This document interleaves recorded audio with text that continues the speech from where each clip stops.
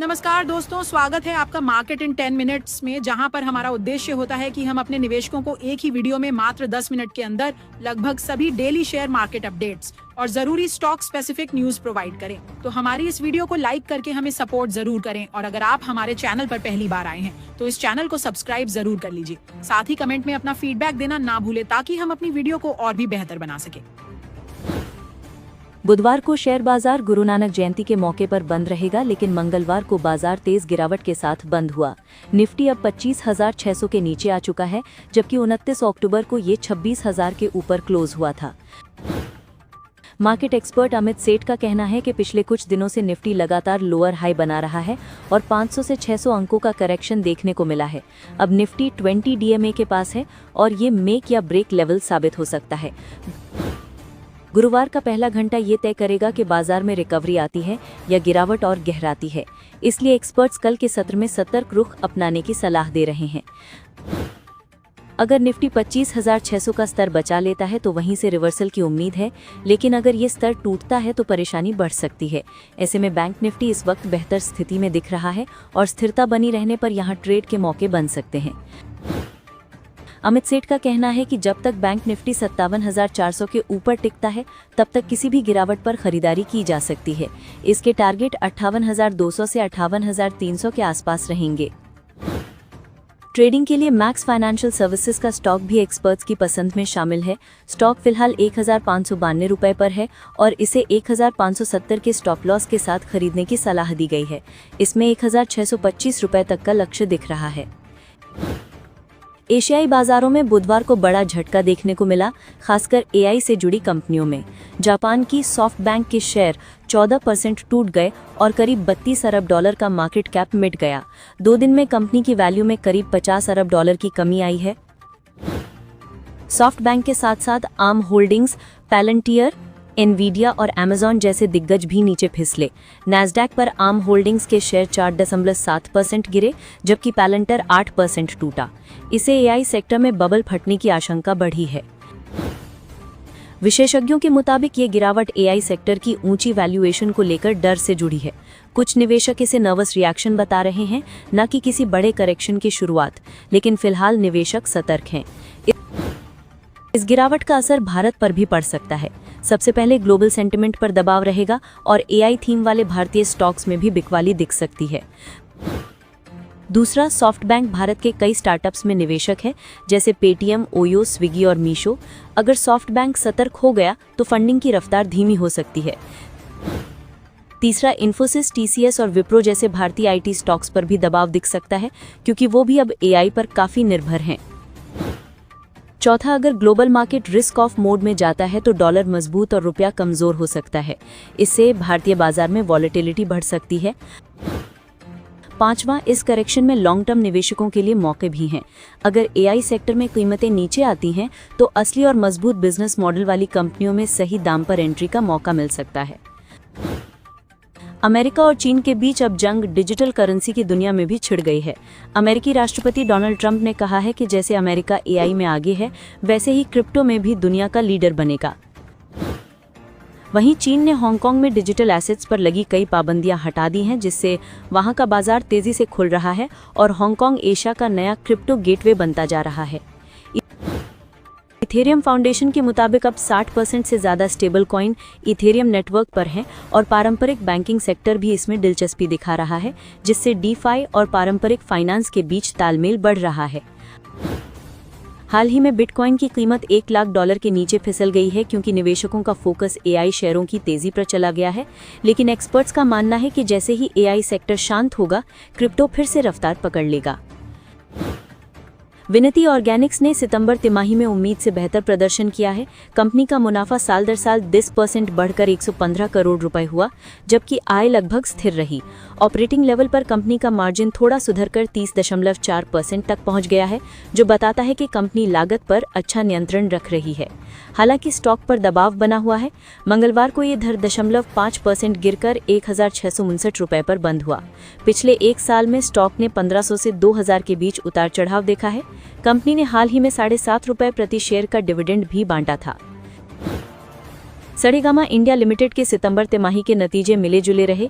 Company का मुनाफा 437.6 करोड़ रुपए रहा, जो पिछले साल से लगभग 2.5% कम है। हालांकि कंपनी का ऑपरेटिंग मार्जिन बेहतर हुआ और 30% के करीब पहुंच गया। सरेगामा ने 4.5 रुपए प्रति शेयर का इंटरिम डिविडेंड घोषित किया है, जो निवेशकों के लिए अच्छी खबर है। कंपनी अब AI और रीजनल कंटेंट में निवेश बढ़ाने की योजना पर है, ताकि युवा दर्शकों को जोड़ा जा सके।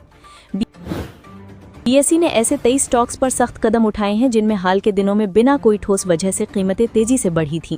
इन स्टॉक्स के प्राइस बैंड घटा दिए गए हैं ताकि सट्टेबाजी रोकी जा सके। इनमें Thangamayil jewellery, GTN textiles, Lancer container lines और स्टार हाउसिंग फाइनेंस जैसे नाम शामिल हैं। अगर किसी शेयर का सर्किट बैंड घटता है तो इसका मतलब ये है कि अब वो दिन भर में सीमित दायरे में ही ऊपर या नीचे जा सकता है। कुछ शेयरों को ट्रेड टू ट्रेड सेगमेंट में भी भेजा गया है, जिसमें इंट्राडे ट्रेडिंग की अनुमति नहीं होती है। निवेशकों के लिए सबसे जरूरी सलाह यही है कि ऐसे शेयरों में जल्दबाजी में खरीद बिक्री न करें।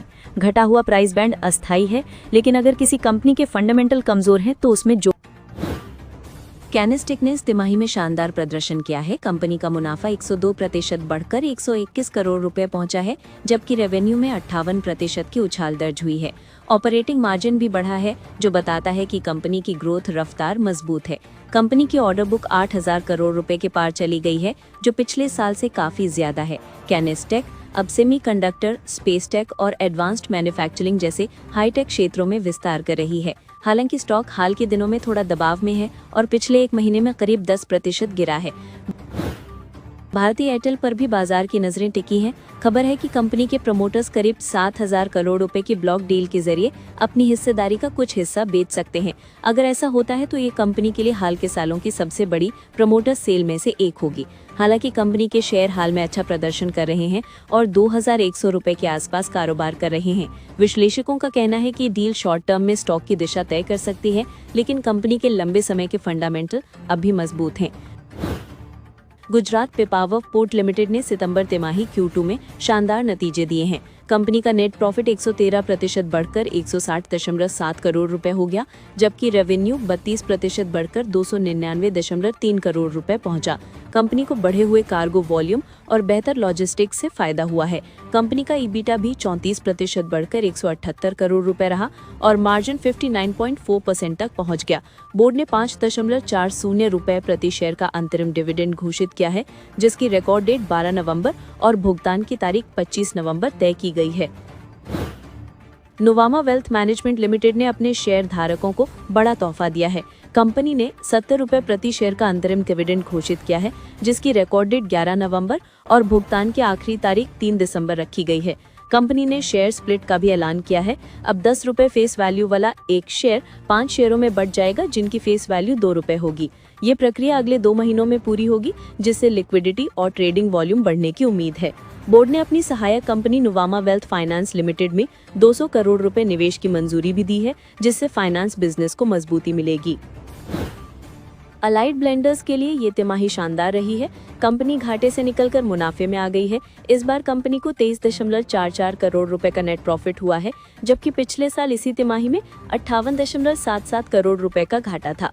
कंपनी की आय सालाना आधार पर 3.7% बढ़कर 1965 करोड़ से 2,038 करोड़ रुपए हो गई है। ईबिटा 12.8% बढ़कर 317 करोड़ रुपए पहुंचा और मार्जिन 13.3% से सुधरकर 15.5% हो गया। यानी बिजनेस में स्थिर रिकवरी और लागत नियंत्रण दिख रहा है। अलाइड ब्लेंडर्स के नतीजे भी मजबूत रहे हैं। कंपनी का नेट प्रॉफिट 35.4% बढ़कर 47.5 करोड़ से 42.3 करोड़ रुपए पहुंच गया है। रेवेन्यू 14% बढ़कर 990 करोड़ रुपए रहा। ईबिटा में 22% की बढ़त हुई और ये 126 करोड़ रुपए तक पहुंच गया। कंपनी का मार्जिन भी बेहतर हुआ है, पिछले साल के 5% से बढ़कर अब 6.4% हो गया। ये दिखाता है कि कंपनी ने सेल्स और ऑपरेटिंग एफिशिएंसी दोनों मोर्चों पर अच्छा प्रदर्शन किया है। दालमिया भारत शुगर के नतीजे निराशाजनक रहे हैं। कंपनी का नेट प्रॉफिट 56% गिरकर 53.37 करोड़ से घटकर 23.32 करोड़ रुपए रह गया है। हालांकि कंपनी की आय सालाना आधार पर 7.4% बढ़कर 988 करोड़ रुपए रही, लेकिन लागत बढ़ने से ईबिटा 16.8% घटकर 56 करोड़ रुपए रह गया। मार्जिन भी 7.3% से फिसलकर 5.5% तक आ गया है। पेटीएम की पेरेंट कंपनी 197 कम्युनिकेशंस ने सितंबर तिमाही के नतीजे जारी किए हैं। कंपनी को इस तिमाही में 21 करोड़ रुपए का मुनाफा हुआ, जो पिछले साल के 930 करोड़ की तुलना में 98% कम है। दरअसल पिछले साल कंपनी को जोमैटो को मूवी और इवेंट टिकटिंग बिजनेस बेचने से 1345 करोड़ रुपए का एक मुश्त फायदा हुआ था, जो इस बार नहीं मिला। इस तिमाही में कंपनी को अपने gaming joint venture first games technology से 123 करोड़ रुपए का झटका भी लगा है। नई गेमिंग पॉलिसी के चलते कंपनी ने 190 करोड़ रुपए का एक्सेप्शनल चार्ज लिया है, जिसकी वजह से मुनाफा काफी घटा है। डिफेंस सेक्टर की कंपनी अपोलो माइक्रो सिस्टम्स ने इस बार शानदार नतीजे दिए हैं। कंपनी का नेट प्रॉफिट साल दर साल लगभग 2 गुना बढ़कर 15.7 करोड़ से 31.1 करोड़ रुपए हो गया। कंपनी के आय में भी जबरदस्त उछाल आया है। रेवेन्यू 40% बढ़कर 225 करोड़ रुपए हो गया, जबकि 82% की बढ़त के साथ 59.6 करोड़ रुपए तक पहुंच गया। इसका मतलब है कि कंपनी का बिजनेस और प्रॉफिट दोनों तेजी से बढ़ रहे हैं। महिंद्रा एंड महिंद्रा ने आरबीएल बैंक में अपनी पूरी 3.45% हिस्सेदारी बेचने का फैसला किया है। ये सौदा करीब 682 करोड़ रुपए का होगा और 317 रुपए प्रति शेयर की कीमत पर ब्लॉक डील के जरिए होगा। एमएम ने जुलाई 2023 में 417 करोड़ रुपए लगाकर आरबीएल बैंक के शेयर 197 रुपए के भाव पर खरीदे थे। अब उन्हें 64% का रिटर्न मिल रहा है। ये कंपनी का बैंक से पूरा एग्जिट होगा और प्रबंधन ने पहले ही साफ कर दिया था कि वो आगे इसमें निवेश नहीं। मॉथसन सुमी वायरिंग इंडिया ने भी सितंबर तिमाही में मजबूत प्रदर्शन किया। कंपनी का नेट प्रॉफिट 9% बढ़कर 165 करोड़ रुपए हुआ, जबकि रेवेन्यू 19% बढ़कर 2,762 करोड़ रुपए तक पहुंच गया। ईबीटा 12% बढ़कर 280 करोड़ रुपए पर पहुंच गया। कंपनी के चेयरमैन विवेक चांद सहगल ने कहा कि कंपनी मजबूत फाइनेंशियल डिसिप्लिन और बिना कर्ज की स्थिति बनाए रखते हुए इंडस्ट्री से बेहतर प्रदर्शन कर रही है। बीईएमएल लिमिटेड के नतीजे थोड़े कमजोर रहे। कंपनी का नेट प्रॉफिट साल दर साल 6% घटकर 48 करोड़ रुपए रह गया, जबकि रेवेन्यू भी 2.4% घटकर 839 करोड़ रुपए रहा। हालांकि ईबीटा 73 करोड़ रुपए पर स्थिर रहा और मार्जिन मामूली सुधार के साथ 8.7% तक पहुंचा। पिछली तिमाही में कंपनी को 64 करोड़ रुपए का घाटा हुआ था, तो मौजूदा नतीजे उस लिहाज से सुधार दिखा रहे हैं।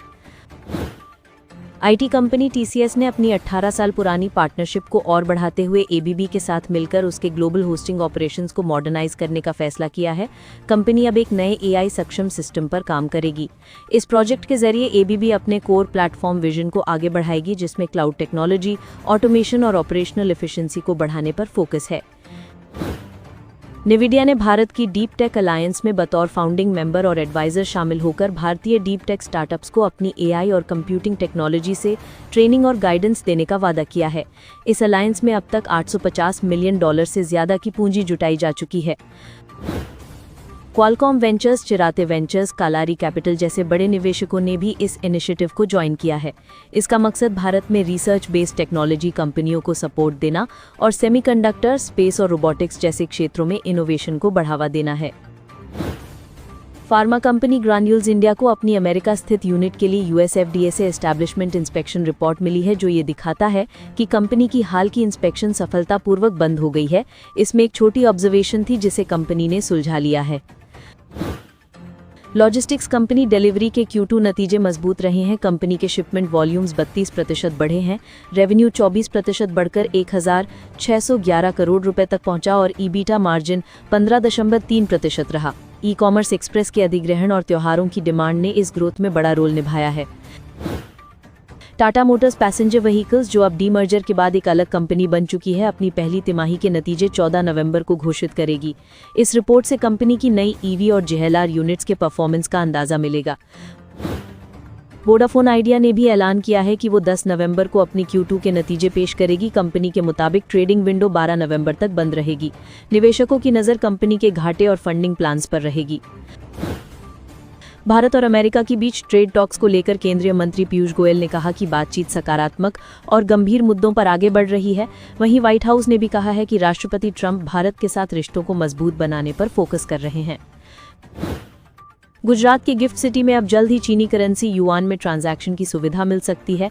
ये कदम भारत चीन संबंधों में सुधार और ग्लोबल बैंकिंग सर्विसेज के विस्तार की दिशा में एक बड़ा कदम माना जा रहा है। रिलायंस इंडस्ट्रीज ने रूस से कच्चे तेल के इंपोर्ट को काफी घटा दिया है और 21 नवंबर तक पूरी तरह रोकने की तैयारी कर रही है।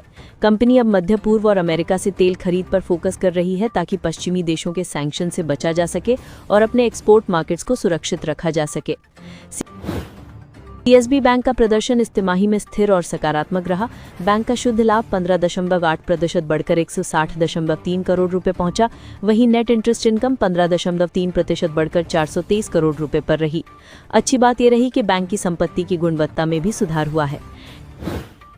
टीमलीज ने भी अच्छे नतीजे पेश किए हैं। कंपनी का शुद्ध लाभ 11.8% बढ़कर 27.5 करोड़ रुपए पहुंचा, जबकि आय 8.4% बढ़कर 3032 करोड़ रुपए पर रही। कंपनी का ईबीटा 13.8% बढ़कर 38 करोड़ रुपए पर पहुंचा और मार्जिन हल्का सुधार दिखाते हुए 1.2% से बढ़कर 1.3% पर पहुंचा। एफडीसी के लिए तिमाही कमजोर रही। कंपनी का शुद्ध लाभ 60.6% गिरकर सिर्फ 28.4 करोड़ रुपए रह गया। आय में भी 8% की गिरावट दर्ज की गई और ये 473 करोड़ रुपए रही। ईबीटा में 42% की गिरावट के साथ कंपनी 47.8 करोड़ रुपए पर आ गई। मार्जिन भी घटकर 16.1% से 10.1% रह गया, जो प्रॉफिटेबिलिटी पर दबाव दिखाता है। दीपक फर्टिलाइजर्स के नतीजे मिश्रित रहे। कंपनी का शुद्ध लाभ मामूली 1.3% बढ़कर 213.2 करोड़ रुपए रहा, जबकि कुल आय 9.4% बढ़कर 3005.8 करोड़ रुपए हो गई। हालांकि ईबीटा 6% गिरकर 463.6 करोड़ रुपए पर पहुंचा और मार्जिन 18% से घटकर 15.4% रह गया, जिससे लागत बढ़ने का असर साफ नजर आता है। सेंट्रम ब्रोकिंग ने टाइटन पर भरोसा जताते हुए बाय रेटिंग दी है और टारगेट प्राइस 4,300 रुपए तय किया है। कंपनी का ज्वेलरी बिजनेस शानदार प्रदर्शन कर रहा है। Q2 में 18.8% की सालाना ग्रोथ दर्ज की गई, जबकि कैरेट लेन ने 32% की बढ़त दिखाई। टाइटन का करंट प्राइस 3,725 रुपए है, यानी लगभग 15% की संभावित बढ़त। सिस्टमैटिक्स इंस्टीट्यूशनल इक्विटीज ने अरविंद फैशंस पर बाय रेटिंग बरकरार रखी है और टारगेट प्राइस 643 रुपए तय किया है। कंपनी का D2C सेगमेंट 50% सालाना बढ़ा और अब कुल रेवेन्यू में इसका हिस्सा 32% हो गया है। स्टॉक 546 रुपए पर ट्रेड कर रहा है, यानी करीब 18% की संभावित बढ़त।